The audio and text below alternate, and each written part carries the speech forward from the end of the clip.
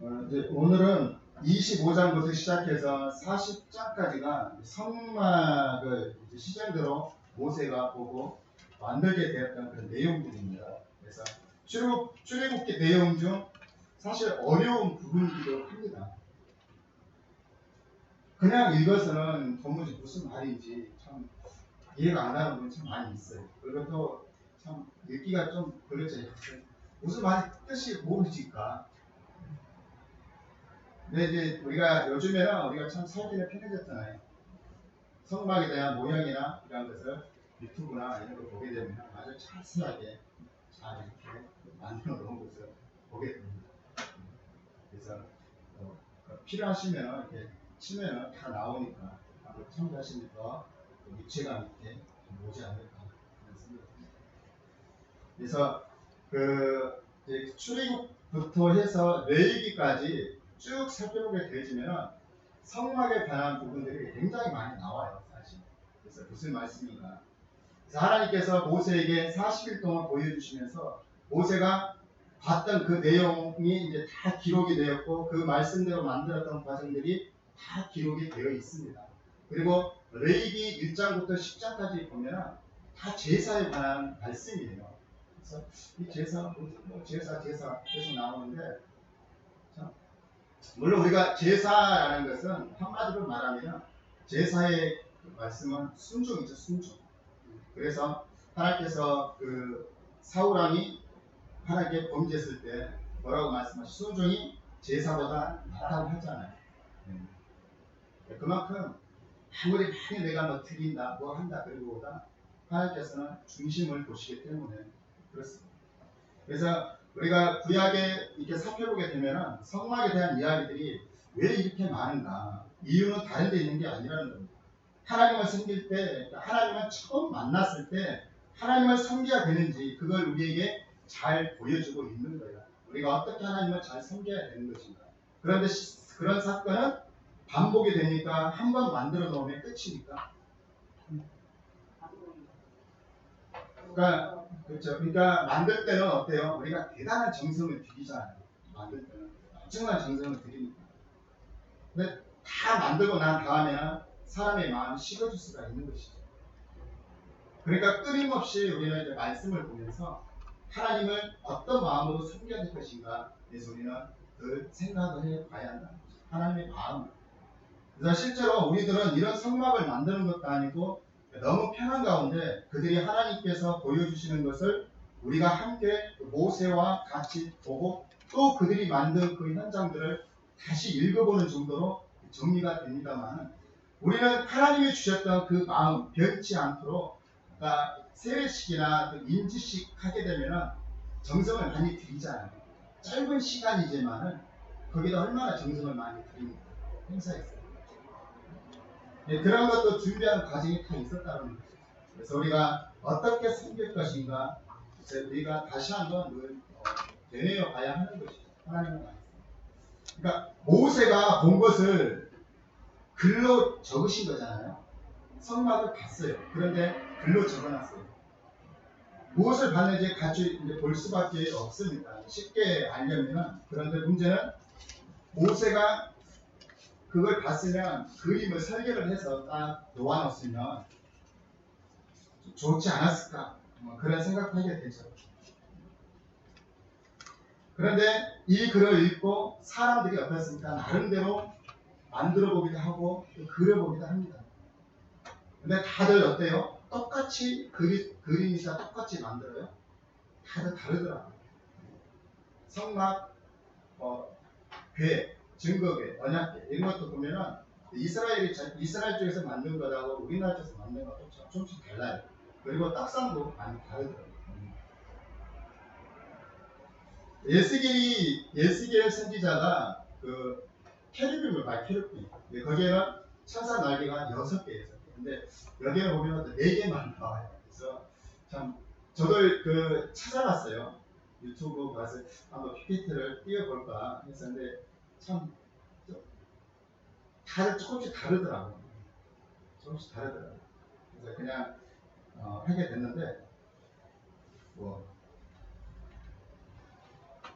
그래서 이 구약에 나왔던 성막은 하나님께서 특별히 요구하셨던 거예요. 그러니까 너희가 나를 만나려면 하나님께서는 이스라엘 백성들에게 요 정도만큼은 정성을 좀 들여다라고 하는 거죠. 너희가 나를 만나려면 정성을 좀 들여다오. 서로 만남을 유지하려면 서로 정성을 들여야 하잖아요. 정성을 들이지 않으면 만남이 오래 갑니까? 오래 못 가요. 그래서 한 명은 정성을 들이는데 한 명은 반포자기가 되어서 그냥 느려져봐요. 그런 문제가 된다는 것이죠. 그래서 하나님도 이스라엘 백성들의 행위를 보실 때 하나님도 화나실 때가 굉장히 많이 있었어요. 그런데 백성들에게 화내시면 다 죽어버려요. 그러니까 누굽니까? 모세의 중재자를 세우십니다. 하나님의 모습을 우리가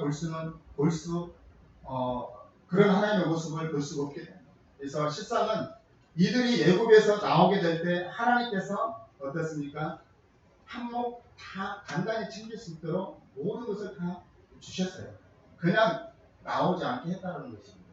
다 좋은 것으로 주신 것이죠. 그리고 하나님께서 광야에서 40년 동안 나와 함께 동행해야 할 건데, 그런데 하나님은 무술부재 하시니까, 보이지 않으시니까 하나님이 함께 하신다는 것을 보여주셔야 하지 않겠습니까? 그래서 너희들 수준에 알게 하려면 정성을 들여서 뭘 성막 하나 만들어서. 그래서 성막의 아주 중요한 본질은 만남의 장소라는 거예요. 오늘 휴게소도 만남의 장소가 있더라고요. 그 장소는 하나님의 이스라엘부터 만남이죠. 목사님도 말씀하셨지만 1년에 한 번, 1년에 한 번도 1년에 한 번 못 만나주냐. 그래서 오늘 본문 말씀 보면 하나님께서 이제 모세에게 말씀하시죠. 2절에 이스라엘 자손에게 명령하여 내게 예물을 가져오라 하고 기쁜 마음으로 내는 자가 내게 바치는 모든 것을 너희는 받을지니라. 야, 참 이런 말씀 보면 하나님 이런 요구 잘 안 하시는 분이에요, 사실. 근데 처음 만남에 내가 뭐예요? 애굽에서 너희들 구출을 낼 때 하는 것을 줬잖아요. 다 같이 온 거. 하나님 그만큼 배려를 해주신 것입니다. 그러니까 조금이라도 정성을 좀 드려야 하고 부탁을 하신 거예요. 그런데 정성을 드린다 할지라도 거기에 뭐가 있어야 됩니까? 기쁜 마음이 있어야 하는 것입니다. 기쁜 마음으로 드려야 한다는 것이죠. 하나님은 드린다 할지라도 그 마음에 어떤 딴 마음이나 있고 그런 마음 안 받으신다는 거예요. 분명히 말씀을 하고 계십니다. 즐거운 마음으로, 기쁜 마음으로 바치는 것을 하나님은 기뻐하신다는 거죠. 그러니까 기뻐서 드리는 것만 받도록 해라, 이렇게 요구하십니다. 해도 기분 나빠서 안 드릴 수 있잖아요. 그렇잖아요. 그런 거는 받지 말라는 거예요. 그냥 받지 말라는 거예요. 하나님 앞에서 일할 때 가장 기본이 뭐냐 하면 모든 것이 하나님께로 왔다는 것이잖아요. 그래서 기쁨으로 드릴 수 있는 것만 하나님은 받으신다는 거예요. 그래서 우리가 분수에 넘치지 않게 정말 하나님을 사랑하는 마음으로 드려야 하는 것입니다. 출애굽기 30장 15절의 말씀 보면 너희의 생명을 계속하기 위하여 여호와께 드릴 때에 부자라고 반세겔에서 더 내지 말고 가난한 자라고 덜 내지 말라라고 했습니다. 예수님께서도 성전에 들어가시는데 예수님께서 예수님께 말 안 하고 베드로에게 성전에 있던 사람들이 시비를 걸잖아요. 야, 너 왜 성전세 안 내? 그러잖아요. 예수님께서 베드로 보고 묻잖아요. 사람들이 세금을 거둘 때 자기 아들에게 받느냐 타인에게 받느냐. 그러니까 베드로가 뭐라고 합니까? 타인에게 받습니다. 그래서 야, 그럼 우리 예수님 세금 안 내려나? 걱정했는데 아니라는 거죠. 왜? 오해할까 봐. 예수님 안 내면 사람들이 딱 말을 매번에 한마디 하겠죠. 오해할까 봐 예수님께서 그러죠. 베드로에게 가서 바닷가에 가서 낚시로 해서 물고기 한 마리가 올라오면 그 입에 보면 한 세겔이 있을 것입니다. 그러면 반 세겔은 너가 내고 또 반 세겔은 내게 내라 라고 그렇게 말씀을 하시죠. 그럼 너를 위해서 반세계, 나를 위해 반세계 이렇게 말씀을 하시죠. 똑같이 내는 겁니다. 그러니까 생명값은 어때요? 똑같이 내는 거예요. 생명값은. 부자라고 해서 뭐 길어지고 그런 게 아니라는 거예요. 하나님은 공평하시잖아요. 그만큼 우리 하나님 공평하시고 있는 자, 없는 자 똑같이. 다시 본문의 말씀 돌아와서 3절에 너희가 그들에게 받은 예물은 이러하니 금과 은과 녹과 실제로 금 다 모은 것이 1톤쯤 되거든요. 양이 적지는 않죠. 지금 1톤쯤 되는 금을 돈으로 환산하면 상당히 어마어마하죠. 거의 한 400억쯤 된다고 해요. 그러니까 꽤 규모 있게 지은 거죠. 모세가 지금 40일 동안에 10계명 돌파만 받은 것이 아니라 성막 설계도 이걸 하나님은 보여주고 모세는 그걸 전부 또 그걸 보여준 걸 적어요. 그림으로 그리지 않고 전부 이제 글로 써놨죠. 그래서 참 왜 성경이 어려워졌나. 물론 이제 건축 설계도가 나와 있으면 참 쉬웠을 텐데 설계도는 한 장도 안 나오고 전부 다 본 걸 글로 썼잖아요. 그러니까 좀 어려울 수가 있습니다. 이게 답답하고 어려운 거예요. 그래서 저도 어려운 게 아니라 여러분도 어렵잖아요. 그렇죠? 저도 어렵더라고요. 그러면은 이제 우리가 뭘 만드는가 한번 봅시다. 하나님께서는 9절 말씀입니다. 하나님께서는 바라시고 원하시는 게 있었다는 거예요. 그러니까 나에게 조금 정성을 들여다오 서로 사랑해야 되니까 관계를 잘 맺어야 되니까 하고 부탁을 하신 겁니다. 무릇 내게 보이는 모양대로 실제로 이 땅에 짓게 되는 성막은 하늘에 있는 것에 뭐라는 거예요? 모형이에요. 그렇죠? 실제로 하나님은 하늘에 계시잖아요. 무소부세 하시지만 하나님의 본질이라고 해야 되니까 하나님의 본질 자체는 하늘에 계신다. 초월자이시고 우리가 보통 그렇게 얘기하지 않습니까? 하나님께서 계신 그곳을 모형으로 이 땅에 어떻게 해요? 만들어 놓고 하나님이 우리와 함께 계신다 하고 부탁을 하신 겁니다. 누가 그렇게 표현을 하시더라고요. 출애굽기를 보면은 시내산에서 언약을 맺으시는데 이 언약은 마치 혼인세약과 같다라고 해요. 혼인세약. 그래서 하나님께서 십계명이라고 하는 금반지를 끼우셨답니다. 폐물로 주신 것이죠. 돌판에 새겨다가 하나님께서 원하시는 혼수가 있었다는 거예요. 그게 뭐냐? 이스라엘 백성들은 텐트를 치고 거기서 살잖아요. 그러니까 하나님도 나도 하나 텐트를 하나 지어라.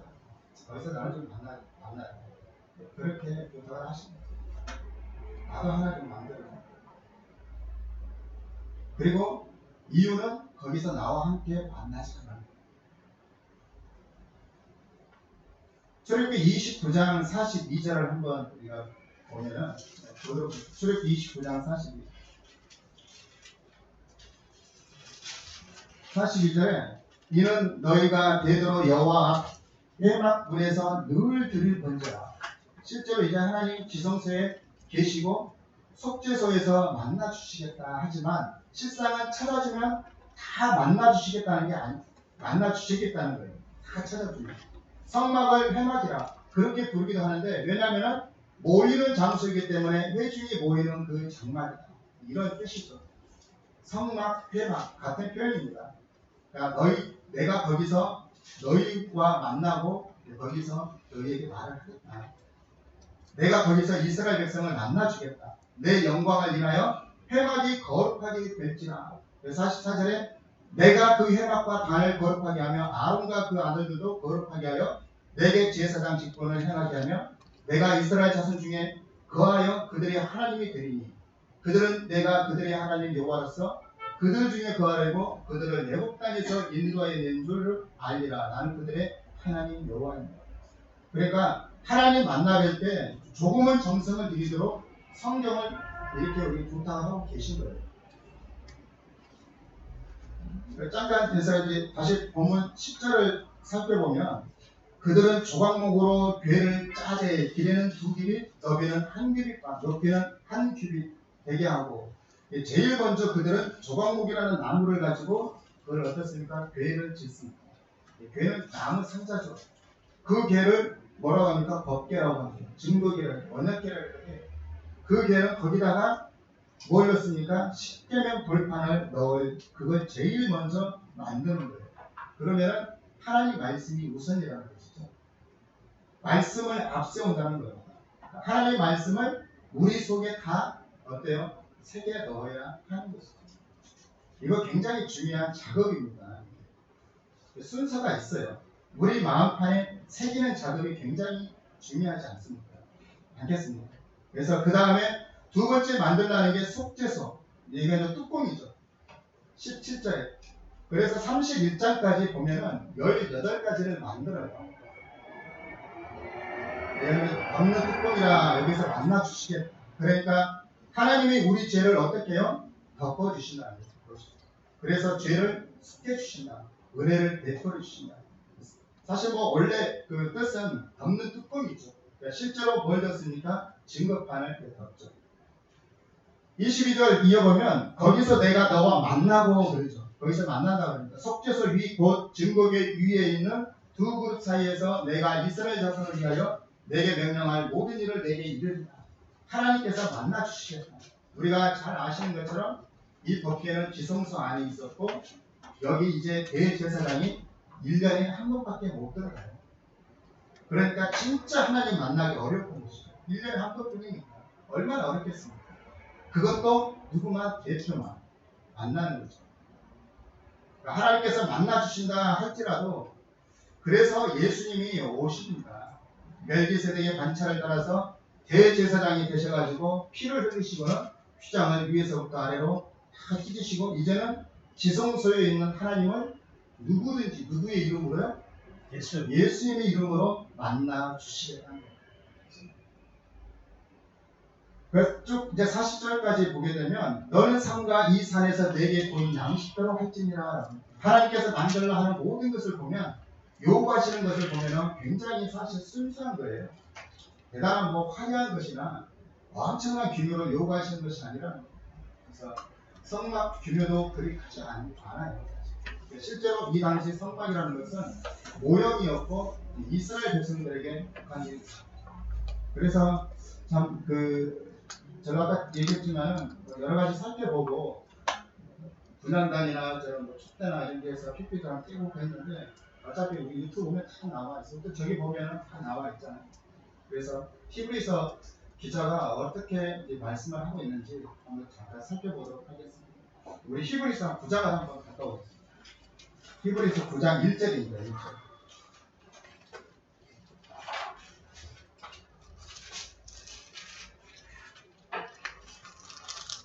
히브리서 9장 1절.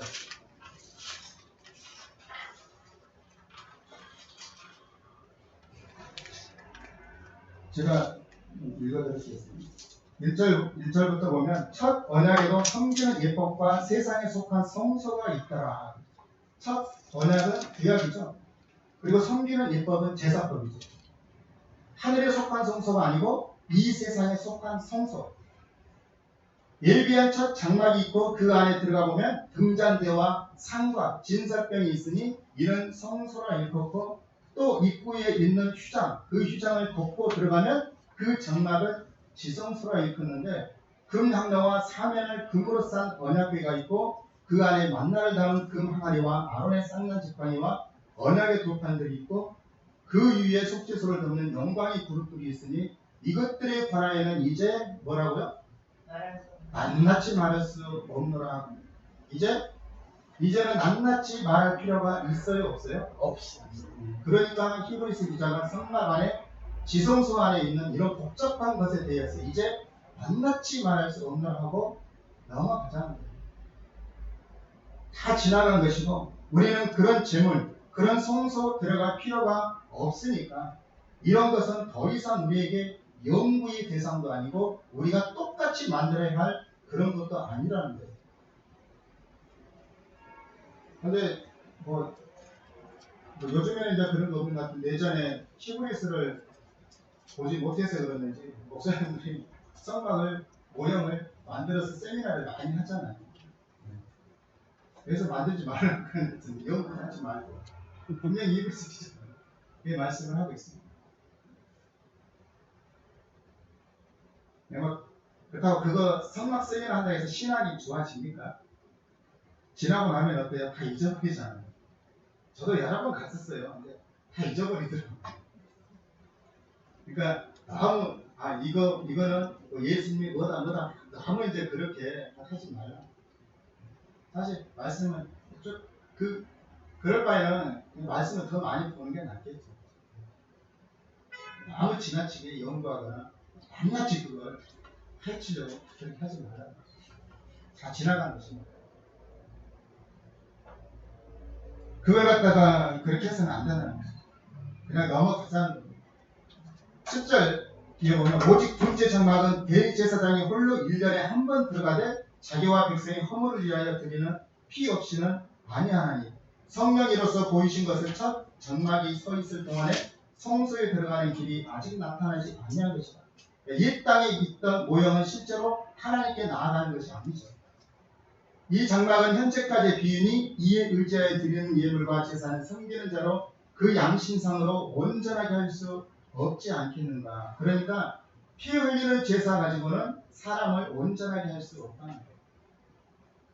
이런 것은 먹고 마시는 것과 여러 가지 씻는 것과 함께 육체의 예법만 뿐이었고 육체를 가지고 이 땅에 살아있는 이상 구약의 율법은 우리에게 유익하죠 사실. 근데 꼭 기억해야 하는 것입니다. 그만큼 법이라 율법이라고 해서 사도 바울도 그러잖아요. 몽학사 초등학생입니다.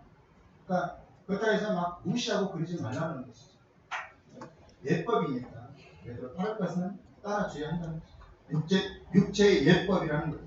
영생에 대한 얘기는 아니고 이 땅에 사는 방법은 당연히 구약의 율법이 가장 기초가 되는 거예요. 계획할 때까지만 어떻게 한 겁니까? 계획할 때까지만 모형으로 어떻게 해요? 맡기는 거예요. 실상이지 누가 오셔요? 예수님이 오셨잖아요. 그리고 이제 어떻게 되냐? 11절에 그리스도께서는 장래의 좋은 일의 대제사장으로 오사 손으로 짓지 아니한 곧 이 창조에 속하지 아니한 더 크고 온전한 장막으로 말미암아서 이것도 비교하는 거죠. 이 땅에서 모세 때 지은 것이나 또 솔로몬 때 지은 것이나 수룹발의 성전이나 이런 것들은 전부 다 형상이라는 거예요. 그림자에 불과한 것인데 예수님께서 들어갈 장막은 그런 것이 아니라 하늘에 있는 더 크고 온전한 장막이라는 거예요. 그렇죠? 염소와 송아지의 피로 아니하고 오직 자기 피로 누구의 피로? 예수님의 피로 이제 영원한 속죄를 이루사 단번에 성소에 들어가셨다. 영원한 속죄 단번에 들어가셨다는 거예요. 그리고 그 자리에 저와 여러분을 초대하신 줄 믿습니다. 아멘.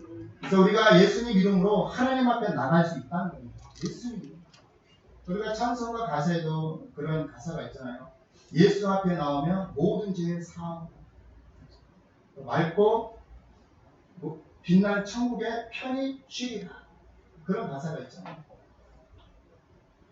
우리가 주님 앞에 나오는 것은 그게 회개하는 거예요. 내가 주님 앞에 나오는 거예요. 삶의 방식을 돌려서 하나님 앞에 나가게 되면 용서해 주시고 그 아들의 피로 저와 여러분의 죄를 씻어 주신 줄 믿습니다. 그래서 문제는 이렇게 죄 씻음 받고 난 다음 그 삶의 자세가 중요하다는 겁니다. 한 번의 사건으로 끝나버린다면 그럼 실제로 그 사람은 믿는 사람이 아니라는 겁니다. 이렇게 하나님께서 상세히 말씀하신 이유는 그 사건을 기억하면서 일평생 어떻게 살 것인가 마음으로 추스리라는 거예요. 13절 위에 보면 염소와 황소의 피와 및 암송아지의 죄로 부정한 자에게 뿌려 그 육체를 정결케 하여 거룩게 하거든 하물며 영원하신 성령으로 말미암아 흠없는 자기를 하나님께 드린 그리스도의 피가 어찌 너희 양심으로 죽은 행실에서 깨끗하게 하고 살아계신 하나님을 섬기게 못하겠느냐. 그러니까 예수님의 보혈이 우리의 뭘 깨끗게 한 거예요? 양심. 그래서 우리의 행동도 예수님의 행동으로 바뀌어야 되는 거예요. 예수님처럼.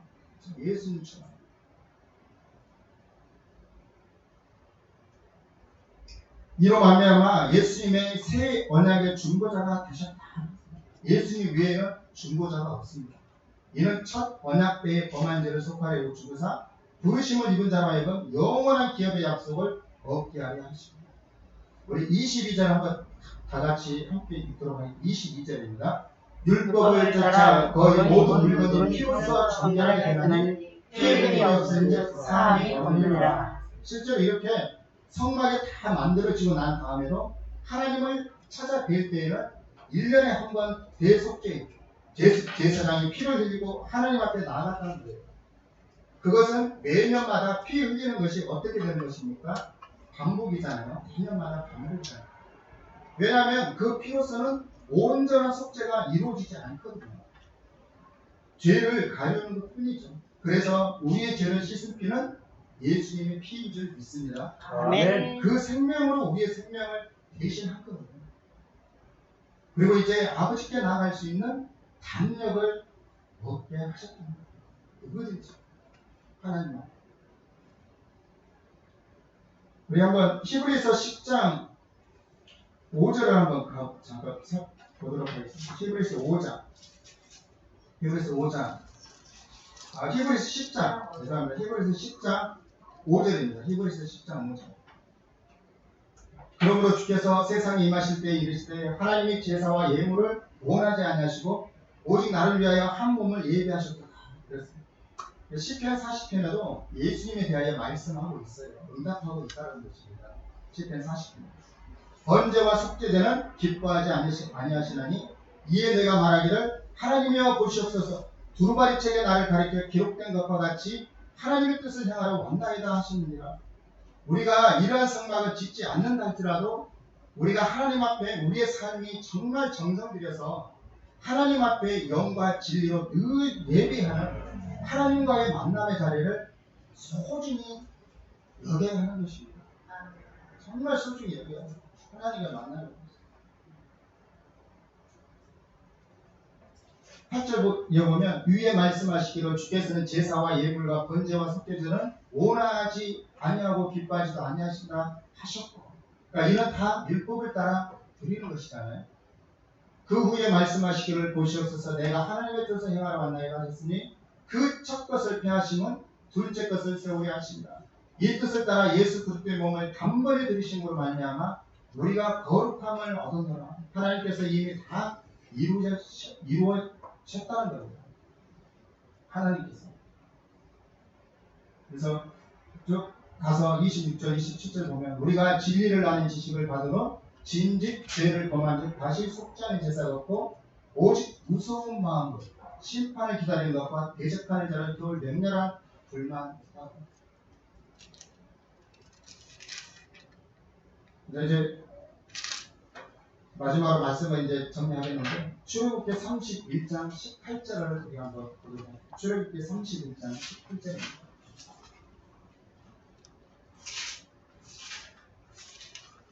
(31장 18절)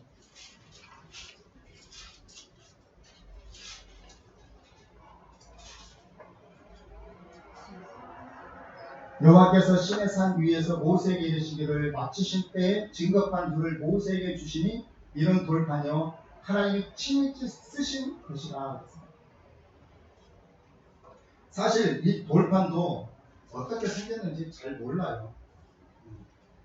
새겨져 있는 내용은 누구나 다 알고 새겨져 있는 거 쉽게. 40의 모든 마지막 결론은 하나님의 계명을 지키라는 거예요.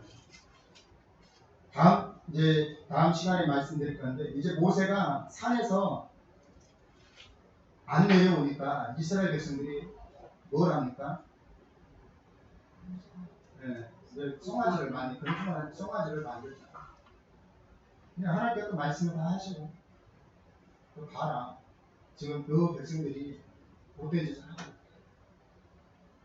있다. 하나님께서 노하시는 거예요.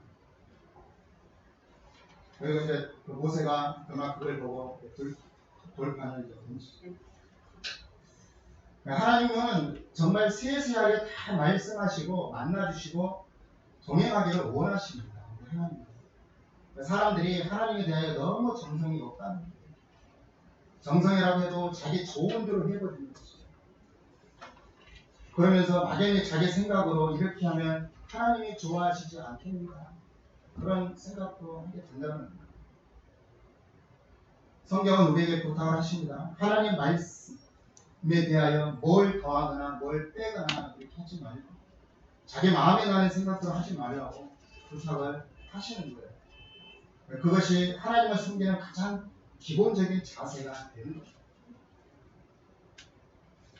하나님을 정말 경외하고 섬긴다면 우리 마음에 나는 대로 하나님을 섬기는 것이 아니라 우리 주님께서 우리에게 말씀하신 말을 쫓아 하나님께 순종하는 거예요. 그래서 하나님께서 우리에게 이루실 일이 무엇인지를 바르게 깨닫고 그래서 우리가 주님을 사랑하는 마음으로 어떤 자세로 하나님을 섬길 것인가 내가 어떤 마음으로 어떤 정성으로 내가 하나님을 섬겨야 할 것인가 여러분이 더 잘 아시는 겁니다. 주님께서 만나고 싶을 때 진리의 말씀, 빛의 말씀을 우리가 받으면 그래서 늘 정말 하나님과 동행하며 사는 저와 여러분이 되기를 주님의 이름으로 축원드리겠습니다. 아멘. 하나님 아버지 고마워 감사드립니다.